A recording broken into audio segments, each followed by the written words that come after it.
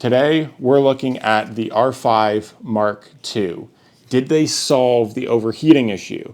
Is this going to be the perfect hybrid camera? That and more is what I'm about to tell you based on my tests with this camera.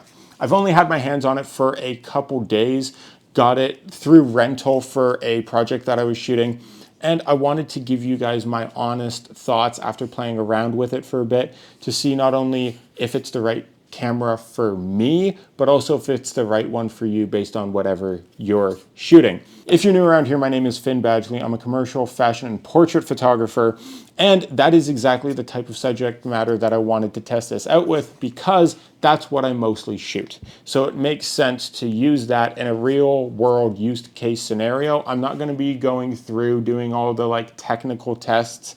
I'm not going to be sharing as many specs with you as some of the other channels on here because for me, I just want to know if it works for me and what it's like to actually use this camera. Because a camera can be great on paper, it can give all the specs you want, but if it doesn't work for you, if it doesn't make your job, make your life as a photographer easier, then there's no point, right? So for me, there was a couple things that I wanted to see with this. How's the overheating? How's the in-body stabilization on a video front? Because I do a lot of hybrid shooting between DPing commercials, between creating short form content for different brands, and obviously being a photographer as well. So this is something that I wanted to see. Can this do both? It might not be able to do one thing perfectly, but can it do both to the point where I would need it to? So I put it to the test shooting both of these types. This is a 45 megapixel sensor. It has a Digic accelerator processor. I'll be honest, I don't exactly know what that means. All I know is it's their updated chip and it makes it probably so they can process files and all that good stuff quicker. I can tell you the files out of this look fantastic. The video that I was shooting, it can go up to 8K RAW, which is insane to have in a form factor like this. It does have a small fan on the bottom to kind of help with the overheating problem. It didn't overheat on me, at least in 4K. 8K RAW would be the real test, but unless you're doing a lot of cropping in post, I don't really see why you would want 8K as it is. But you never know, you might be different than me. That's totally fine. So far, the video out of this looks great. They did mostly solve the in-body stabilization problem that you got in the first R5, which you got that kind of jello-y effect. I was using this primarily with the 28-70 lens. If you want to see my review of that, that'll be linked up here. With that, at 28, I didn't notice it so much. If you are on something like a 17 mil, an 18 mil, a 14 mil, that's probably when you would start to notice it more. But the in-body stabilization is enough that I can shoot handheld. And the issue with smaller camera bodies, I find, is if you're shooting handheld, you'll get that kind of jittery effect and it won't really work. And if I want to shoot, say, like a fashion film, something like that, sometimes this is the form factor of camera I'd want to go with, but if it has the jittery effect or if it has that jello effect, I would not go with it. I would pick this to shoot that kind of content with if it was for the right brand, because the video quality is honestly surprisingly good. And it has better features than what I have been used to with my current camera, which still acts as a workhorse for me. I've gotten paid to shoot content for brands on this, the original EOS R, and this is quite a step up from that. But ultimately, is it reliable so far for me? It has been. Now on the stills front, the files out of this look fantastic. Obviously, when you pick up a new camera for the first time, it's going to take a minute to get used to where all the buttons, where all the settings, etc., are. Thankfully, I've been dedicated to the Canon ecosystem for a while. That's not me being sponsored. That's just me being a creature of habit, learning on one system and continuing with it. I haven't really played around too much with Sony, with Nikon, little bits here and there, but I've never fully switched. I've never gone that way. I've always pretty much stuck with Canon my entire professional career. So, is this camera worth upgrading to? For me, the one thing that's in the back of my mind is to do so, you're looking at upgrading both cameras. It's not just you get one camera and that's it. You usually, as a working pro, you have two, ideally, of the same cameras. If not, upgrade to this guy, and then this, the EOS R, would then therefore become my B camera, or like my backup camera, secondary camera, whatever you want to call it, because it can still get the job done. The build quality of this thing is fantastic. Pretty much what I would come to expect from Canon. I've beaten my cameras up. I don't go easy on them, and this camera would not be an exception. Yes, I would like to baby my cameras, but that's just not a reality of my profession, unfortunately.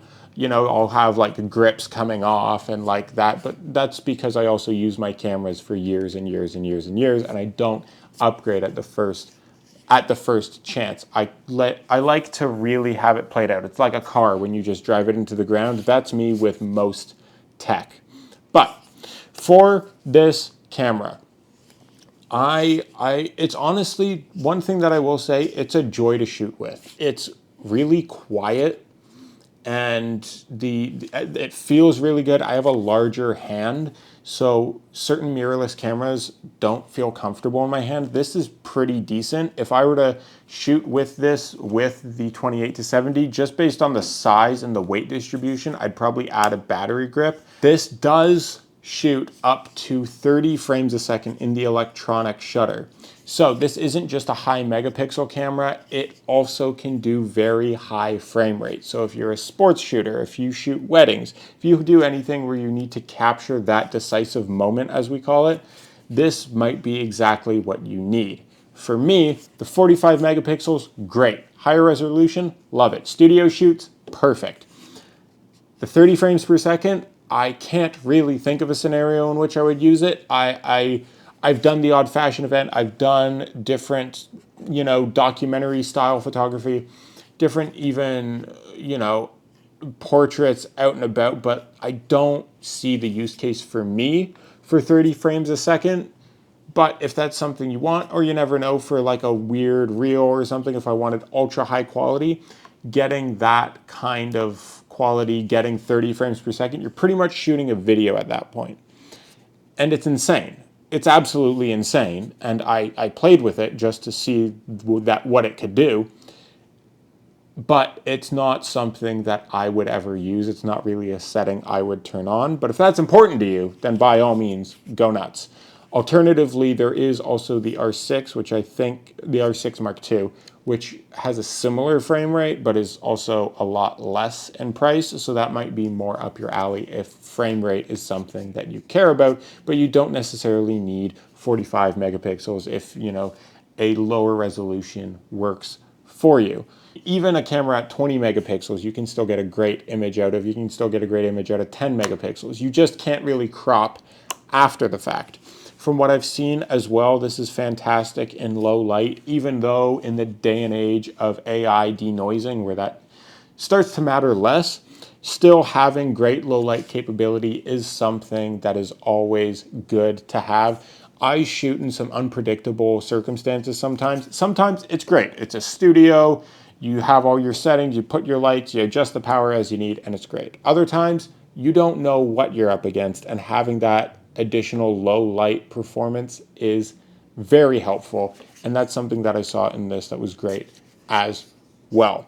Honestly, this is something that I could see myself probably upgrading to. What I would likely do, because this is just the type of person I am, is wait a little bit until these start hitting more of the used market, or they start dropping in price as, additional versions are released, like a Mark III, Mark IV, so on and so forth.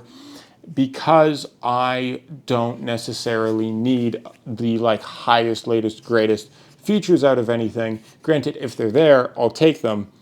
But if that's something I need, then that's also where I just rent that particular camera for the project, like even in this scenario. But if you're a working pro like me, is this something you should upgrade to? Look at what you shoot And if you're shooting content like me, if you're doing hybrid shooting where you're both shooting video and you're shooting high quality stills, if you're, shooting fashion, portraits, hell, even product, then this might be something that is for you. Honestly, the reason that I went with this guy is because it checks just about every box that I need it to. And unless I'm renting something like an ARRI or a Sony Venice or Red or something for a commercial I'm shooting, this would do pretty much any other video project I could have. So with that said, those are my thoughts on the R5 Mark II. If you enjoyed this video, make sure you hit subscribe, and that way you can see any of the additional gear reviews and so on that I'm posting. Thank you for watching. As always, remember to work hard, rest often, and I'll see you on the next one.